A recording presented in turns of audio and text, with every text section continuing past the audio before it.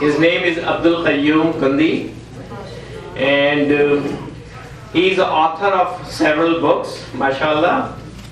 And he's engineer like me, but he's a businessman. And on the top of that, he's politician also. And he chose a topic, hard work and destiny, which is completely opposite to what a politician thinks.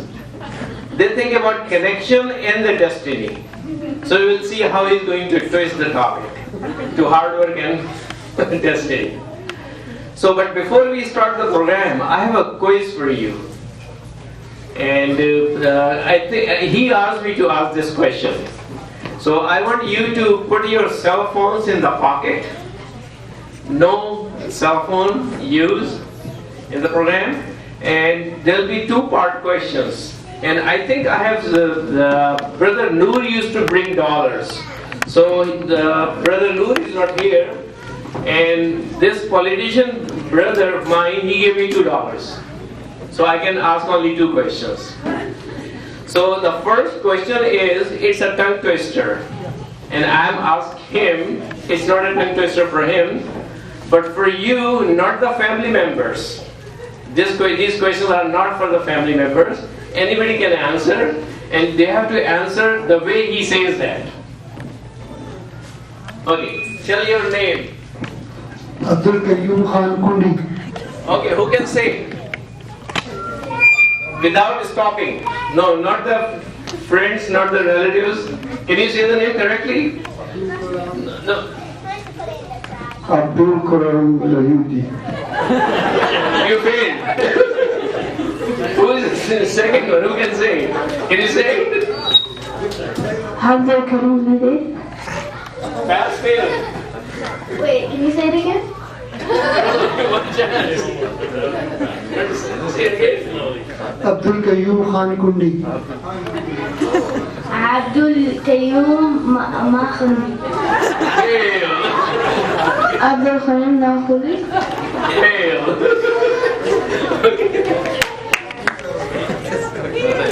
Abdul Quayyum Khan Kundi. Wow, mashallah, mashallah. So do you know him before? No, I heard this out for me.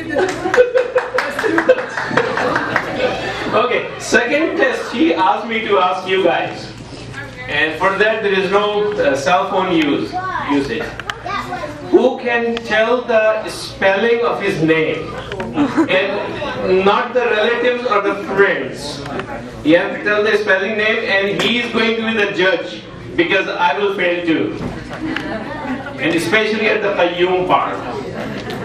So who is going to take a risk? And well, not a risk, $1. Who is going to tell that spelling, exact spelling? Abdul Quayyum Khan Kundi.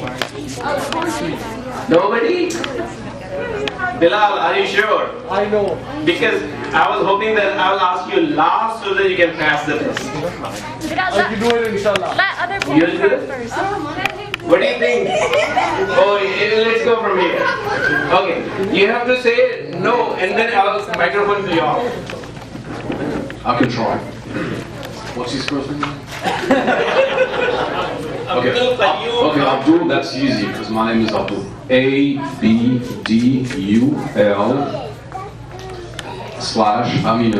Okay.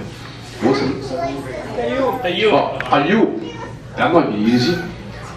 Ayub. K-A. Wrong. That's it. Okay, who want to try? Next.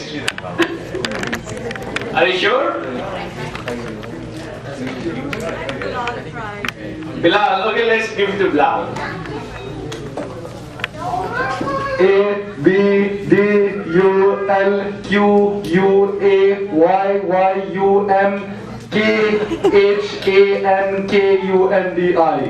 MashaAllah, good job.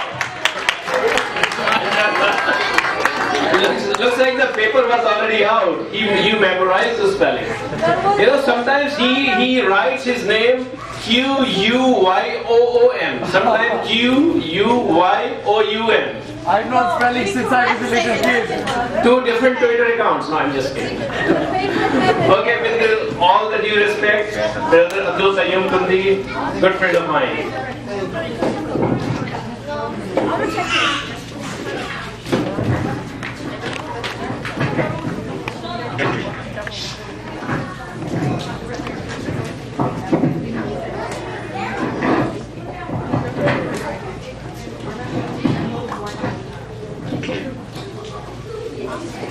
Assalamu alaikum. First of all, I think I agree with Uzair that the best part of the program is the Quran recitation by the kids. I mean, how they do it. I mean, you hear recitation from the best reciters, but when these kids recite, it's very emotional. So, big round of applause to all these kids. And it's especially interesting for me because at their age I couldn't come here, I would be shaking, and they have this courage to come and recite. It's a big deal. So very good, it's very inspiring hearing these kids recite the Quran. I want to thank my dean and its volunteers, Sadia, Uzair, Sister Leena, and Noor, who is the facility manager, my daughter, who is going to do a recording today. So thank you very much for helping with the program, and also my dean board to allow me to speak with you. So thank you all, and thank you to all of you for coming on this evening on Friday weekend night to come and listen to this discussion on hard work and destiny.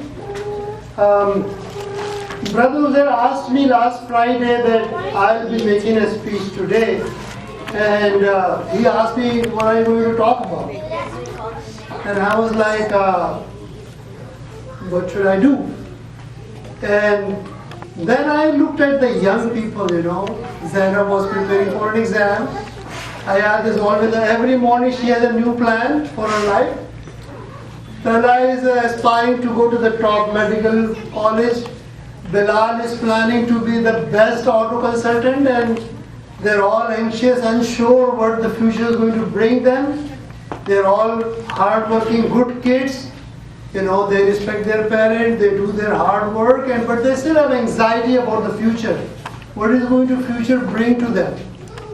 So I thought, why not talk about hard work and destiny? I'm older now, right? I have a set path, I have ambitions like young people, but my ambitions are different. When I was 17, I had different anxieties and different ambitions. Now at 55, I'm thinking in different modes. So I understand their anxiety, and I thought we should talk about that subject. So as a Muslim, who inspires us, who guides us in our life? Right? Prophet Muhammad Sallallahu Alaihi Wasallam. So the structure today, I'm going to speak for 30 minutes, and then 15 minutes we are going to have question and answer. Okay, so that we have a rhythm, and then please do hold your questions, but please do remember them, because we want to have an interactive session of 15 minutes after the presentation. So as a Muslim, for us, the best guide is the Prophet, his life. Prophet Muhammad Sallallahu Alaihi Wasallam was a spiritual guide, but he was also a politician. He was also a businessman. And he left us a legacy that can guide us in all walks of our lives. So I thought that I should pick up some stories from the life of our Prophet, and then we should learn from that Sunnah the value of hard work and destiny. So Prophet Muhammad, at the age of 40,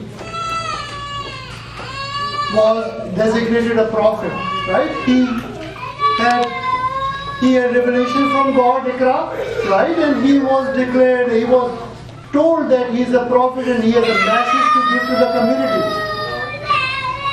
You have to understand that he received that mandate from God when he was 40 years old.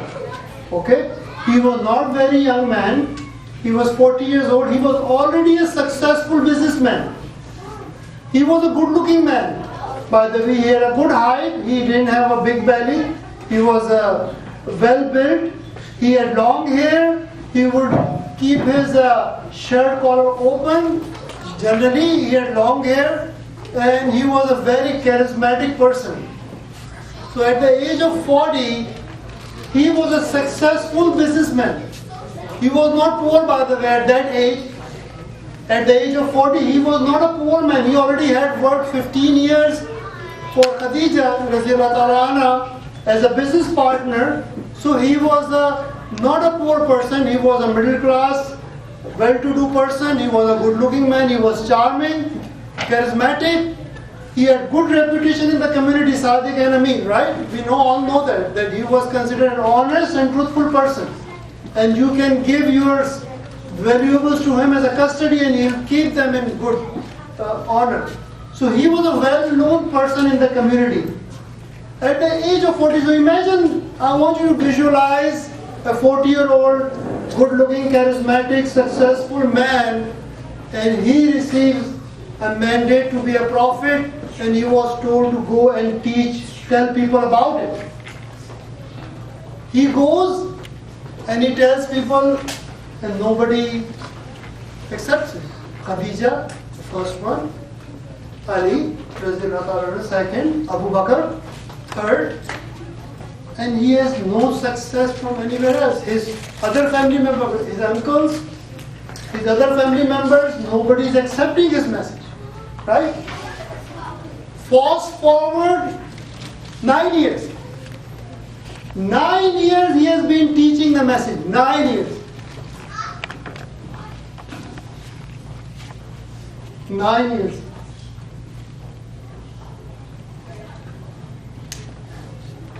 How many? How many? 170. In 9 years. And they are hidden, these 170, they are scared and they are not open to public. 170 people in 9 years.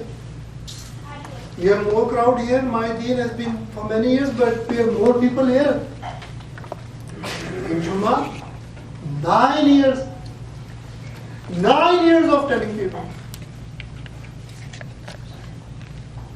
170. So he decides that try somewhere else. He contacts people in Taif, which is 170 miles from Makkah.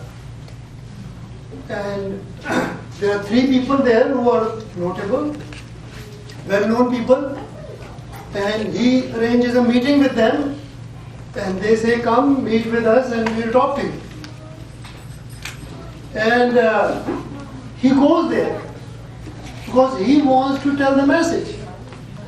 He goes to Taif, but these 3 people have played a trick on him. They have organized youth of the city, and these youth mistreat him. They abuse him. Imagine. 40-year-old successful person, charming, charismatic, well known in the community. He had good reputation throughout Arabia because he used to travel to Syria for trade deals and he was well known. He goes there in good faith that there are 3 people who want to listen to my message. And what they did, they organized the youth, the scum of the city, and these people throw abuse at him, they throw stones at him, they throw dirt at him, and he is injured. He is bleeding. He is bleeding. I mean, imagine youth, if somebody tells you a little bit thing, you are angry. Even your parents tell you something, you are angry. And this person goes, he is thrown dirt, people have thrown stones at him, and he is bleeding, he feels disgraced, he feels he's been disgraced. And then he is sitting under a tree. I mean, he didn't ask to be a prophet. He didn't pray that he wanted to be a prophet. He didn't aspire to be a prophet. He didn't know he was a prophet until he was 40. And he's bleeding, he feels disrespectful, he feels disgraced, and he's sitting under the tree, and then he recites a prayer. Share this, please. Share, there are a few copies of it.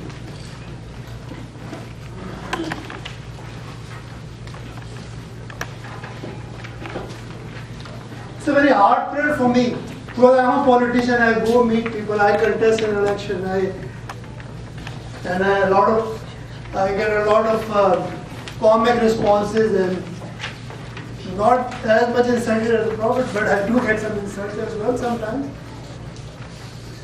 So this prayer, every time I go on an election campaign, this prayer is my keeper, it keeps me going. So he sits under the tree and he reads this prayer. He prays to God. It's a very emotional prayer. So he's bleeding, he is feeling disrespected and insulted, and he doesn't know why this is happening to me. Why? Why am I being treated like this? So he refers to God and he says, "To you, my Lord, I complain of my weakness. He is broken. Lack of support and the humiliation I am made to receive. Most compassionate and merciful. You are Lord of the weak, and you are my Lord. To whom do you leave me?" I mean, he is feeling helpless. Why is this happening to me? To a distant person who sees me with hostility, or to an enemy, you have given power over me. As long as you are not displeased with me. He is still worried that I am being disgraced because there is something I am doing wrong. He is worried that God is not happy with me. He is not worried about failure. His greatest worry is that there is something I am doing wrong, that God is angry. So he says, as long as you are not displeased with me, I do not care. He's saying, I'm still committed. I will do this preaching, but I'm not sure that God is happy with me. I would, however, be much happier with your mercy. He is looking for a sign from God that he is not displeased. That all this treatment he is receiving, 170 people, and all this pressure and threats and all this, he is okay with that, but he is not sure God is happy or not. I seek refuge in the light of your face, by which all darkness is dispelled, and both this life and the life to come are put in their right course against incurring your wrath, or being the subject of your anger. He is worried that God is angry at me. Imagine that. 9 years of hard work, all threat, disgrace, he is still worried about, not about the failure, but about God not being happy. To you I submit until I earn your pleasure. Everything is powerless without your support. So he is working hard. He is not sure about the destiny. He is worried about God not being happy with him. And he gives this prayer makes this prayer. Fast forward 1400 years. 1.5 billion people. 1.5 billion. Fastest growing religion in the world. Fastest growing religion in the world. Maybe more than 1.5, we don't know exactly. 1.5, they say 1.5 billion. This 1.5 billion are ready to die for protecting his honor. They are ready to give life. He was not sure at that time, in time. He was working hard, but he was not sure of his destiny, that God is happy with him, that his plan is same as the plan of God. So one message from this sunnah, this story, He said, what is important is that you work hard with honesty, with sincerity, with commitment, with contentment. You should know in your heart that you're in the right direction, that you're doing the right thing. And the results will come. You should have faith in God that the results will come. That's the morale of this story, of this prayer of tithe. It's a very emotional prayer. And if you read this prayer in the context of what was happening, then you will understand the message of this prayer. So when he comes back to the city, he's still preaching. He has another challenge. People say, where is your miracle? We know Musa, he threw his staff and it became a serpent, right? We know he struck his shaft and the seas parted. Prophet Musa, we know that, right? We know Isa, he cut the bird and the bird come back and come alive. We know that Isa brings dead people to life. We know he cured leprosy. We know Suleiman could talk with birds and animals. We know Yusuf could interpret dreams. All these prophets had miracles. So people say, you're a truthful prophet, where is your miracle? Show us a miracle. If you show us a miracle, we'll believe you as a prophet and we'll accept your faith. And he's praying to God to give me some miracle. Right? Then God sends him a verse. God sends him a message. Surah Al-Anam, which is Surah number 6, verse 35. If their spurning is hard on your mind, this is the translation. If their spurning is hard on your mind, yet if thou were able to seek a tunnel in the ground or a ladder to the skies and bring them a sign, dig a hole to the center of the earth. God is telling the prophet that you're worried about their questions. You can dig a tunnel until the center of the earth, or you can make a ladder to go to the sky. If it were Allah's will, He could gather them together unto true guidance. So be not thou amongst those who are swayed by ignorance and impatience.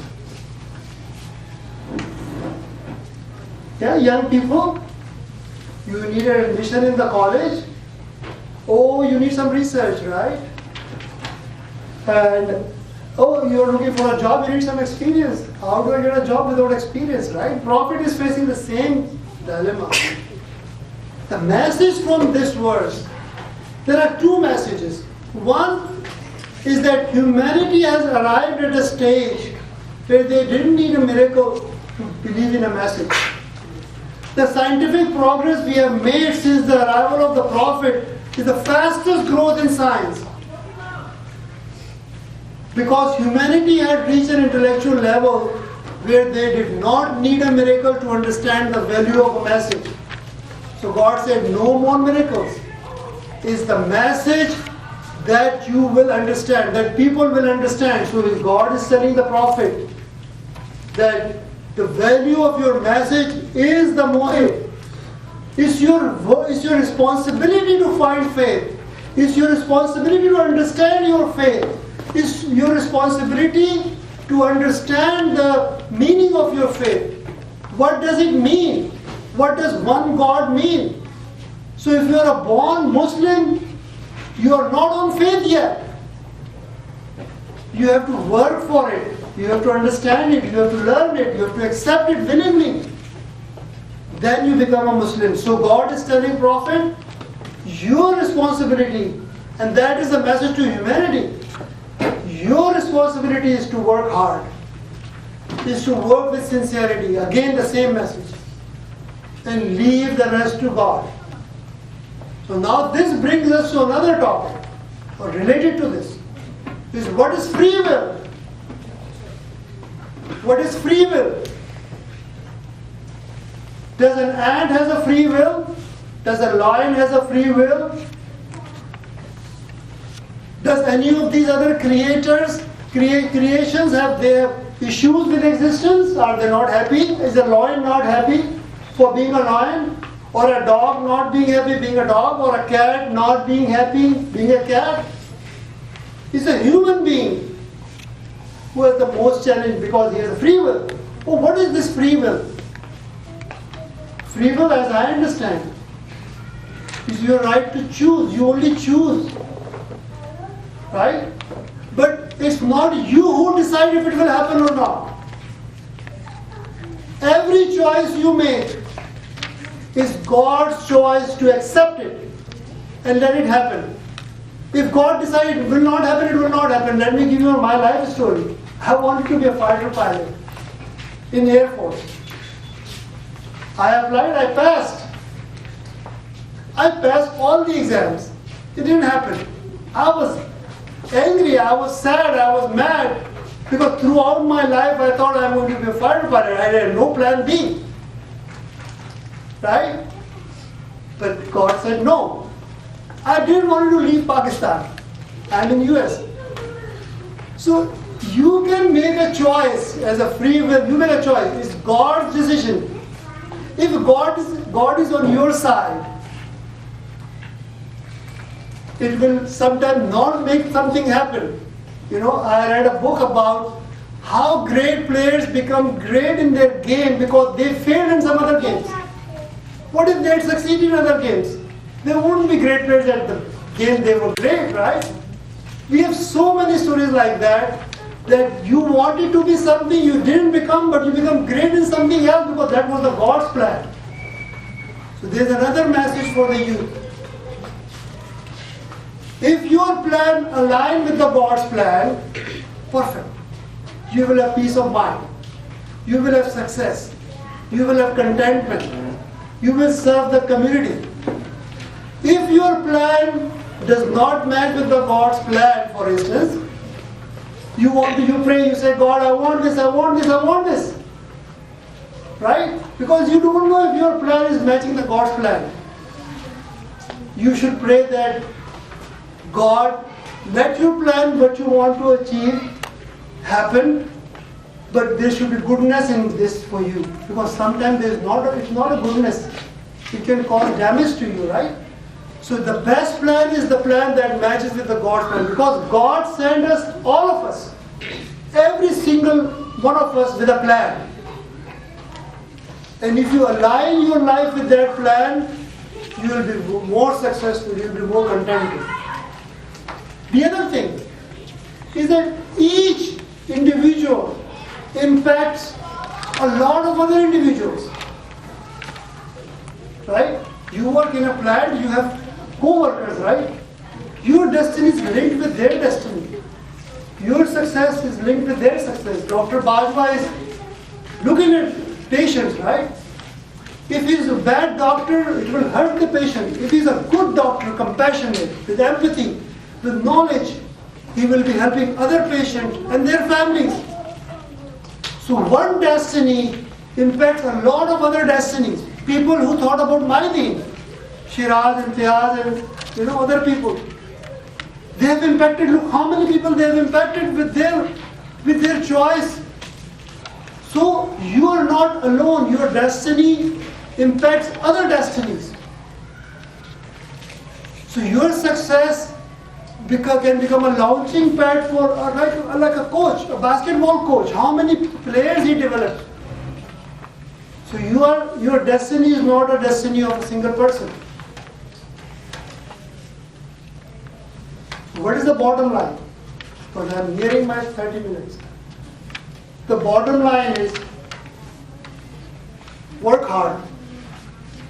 Because Manosalva is not going to come. Okay? Success will not come without hard work.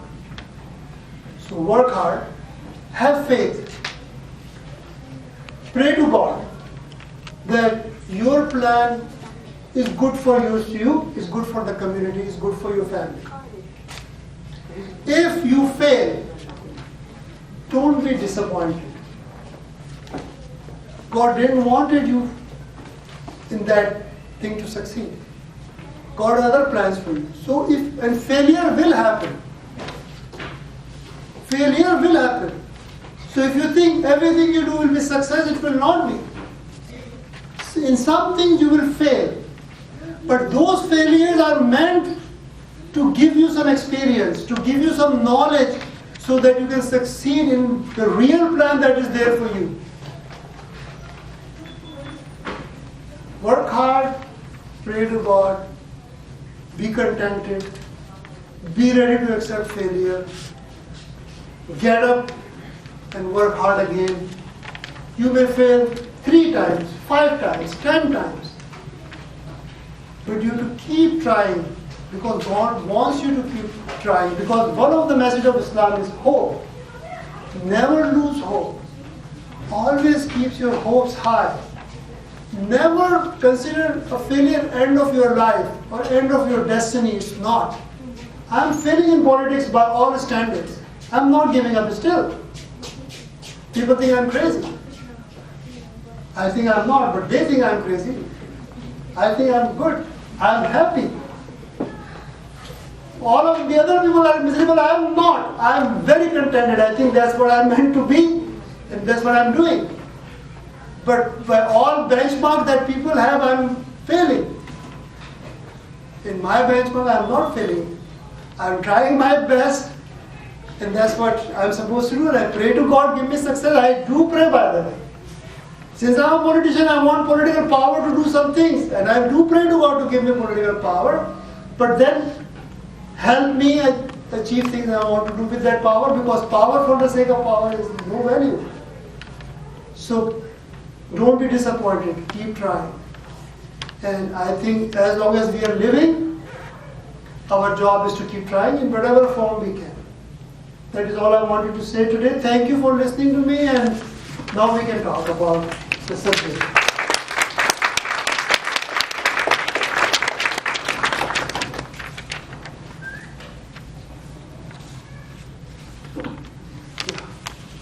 Any questions? I do have a question. Yeah. I don't know if it's a question or a comment. You know how you said you have to keep trying, keep working hard. But I think that what you're trying to achieve, you have to make a realistic goal as well. Yeah. But what is the realistic goal? How do you define the realistic goal? How? Well, okay, if you tell prophet, let's take that example of the prophet, right? 170 people in 9 years, right? The realistic goal for him is to be 340 people in another 10 years, right? You see, this is the difference. You know what you want to achieve, right? Which sounds outlandish. You should be doing work hard. You should read what is required. I want to climb Everest. What is required for that, right? I should prepare all those tools. I should have all that training. I should have all that knowledge, right? And I want to climb Everest. I go first time, I fall after 100 feet, for instance, right? Or I've never crossed anything or something like that. But the point is,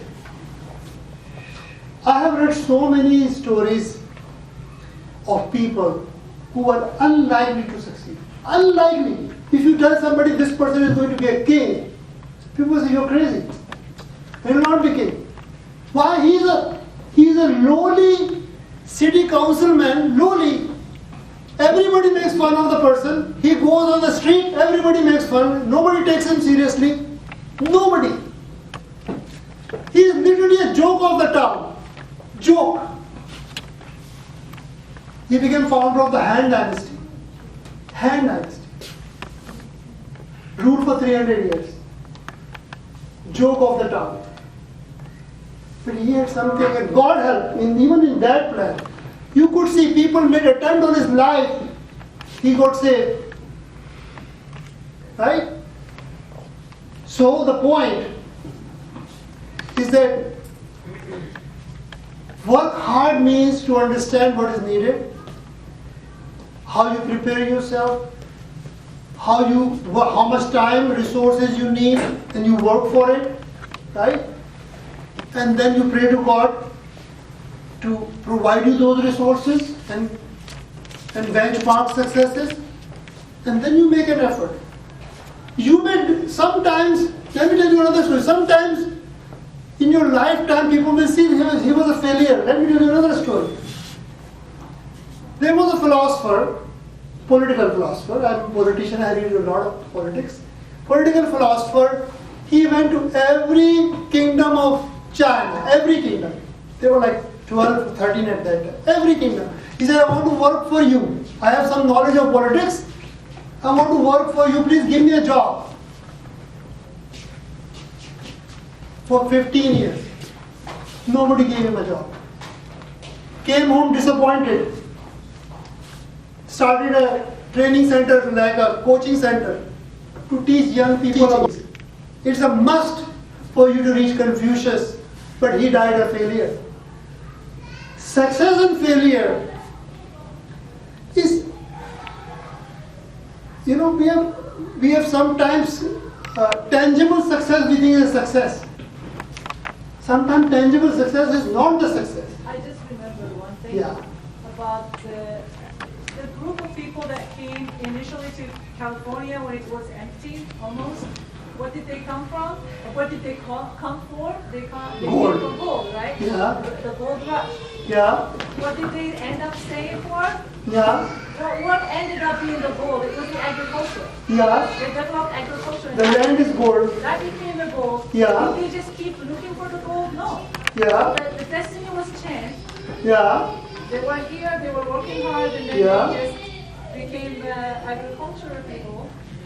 And so the goal has changed. Yeah. The point is, go ahead. The point that I was trying to make. Yeah. I work with a lot of children. Yeah. I talk to a lot of kids. Yeah. What they want to do. Yeah. Okay, when there was time for Hannah Montana, everybody wanted to be Hannah Montana. Yeah. These days, everybody wants to be a YouTube star. Yeah. But realistically, Yeah. the point I'm trying to make, have a realistic goal. Yeah. Okay, you see, there is something called, what is a commitment? Commitment to a cause, for instance. Commitment to a cause is different from commitment to a fad. Fad means a fashion. There's fashion of creating YouTube channel. There was a fashion like 10 years ago to create websites. Right? There's a fashion. Which the trend, current trend. The current trend comes and goes. If you commit to a trend that is going to expire, you will not be successful. Okay, so you have to define what is the reason for you to be in this earth. Why did you come to this earth? Yeah. I just was learning a lesson from your story and so one, just a comment, not a question. Yeah. So when we say I work hard enough. Yeah. Say I'm a student and I say I work hard enough, I'm done. Yeah. There has to be a test of objectivity. Yeah. If I work hard enough, that doesn't mean I work hard enough. Yeah. Somebody else has to look at it from outside. Yeah. And I work hard enough. Yeah. And then going back to your example where Prophet was disappointed for 9 years, he was trying to connect with people and develop a following, so that people can listen to his message. Yeah. And after 9 years, he felt like he was failing in that objective, right?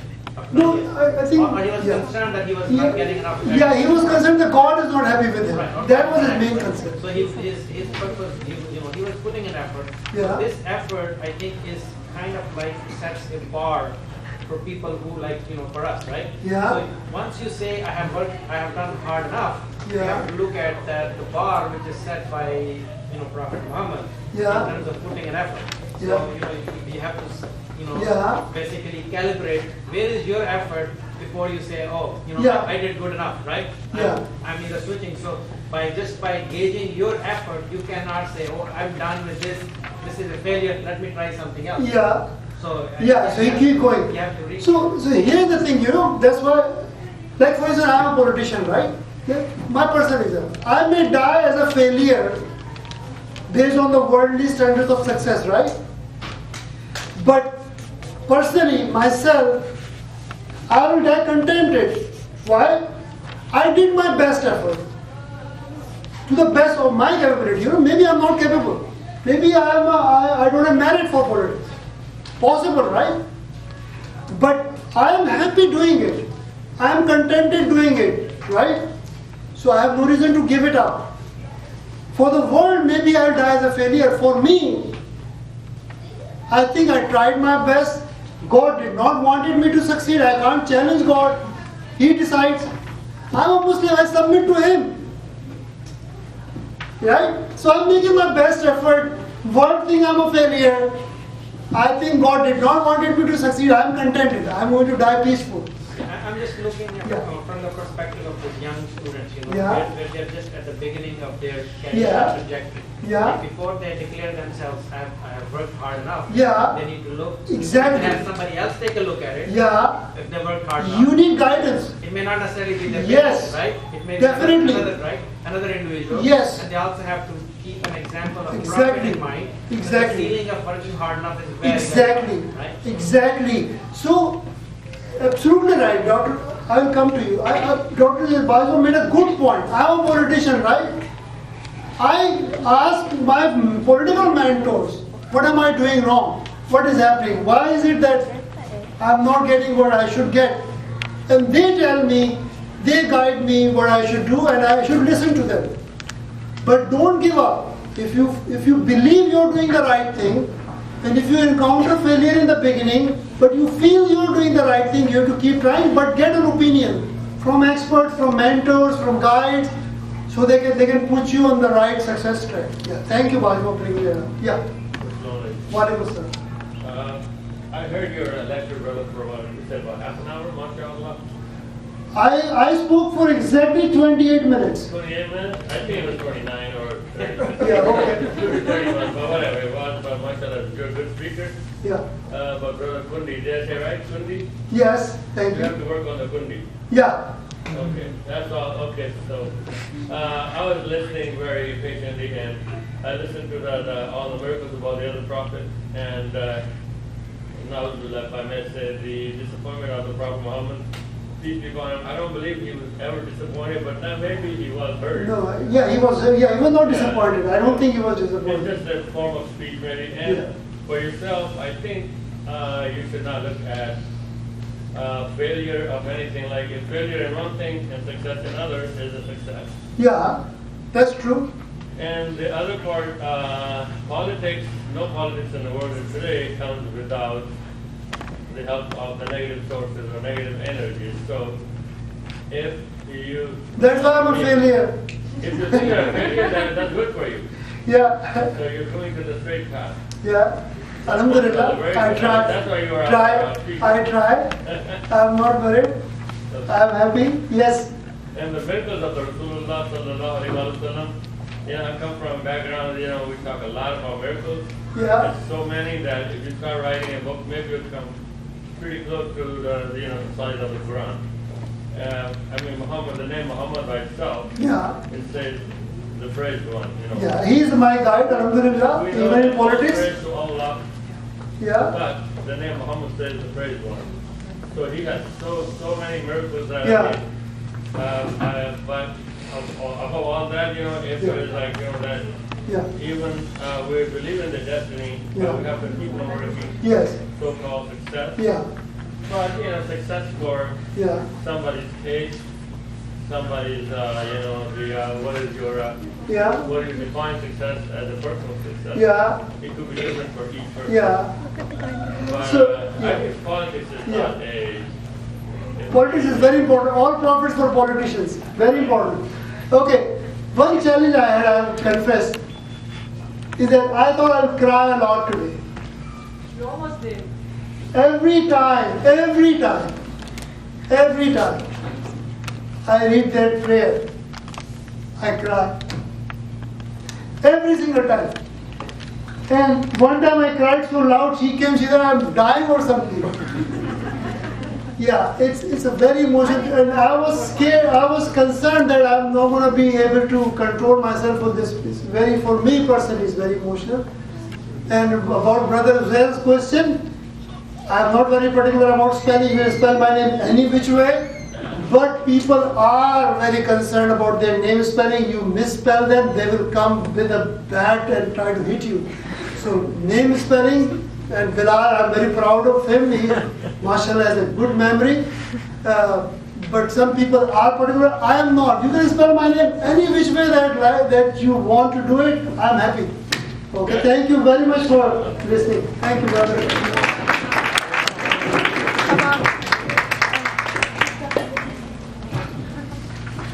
Question.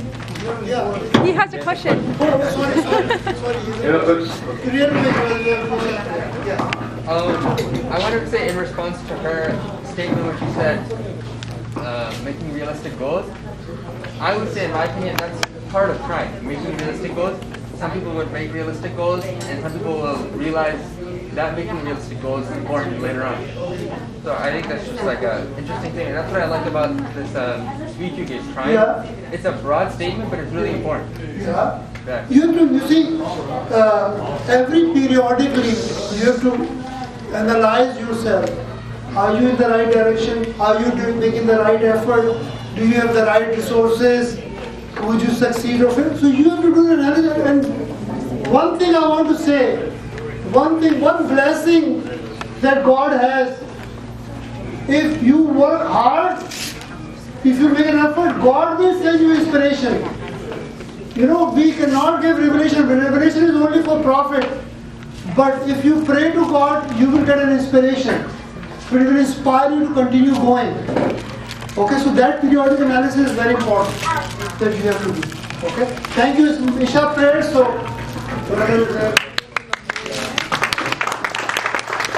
Thank you very much.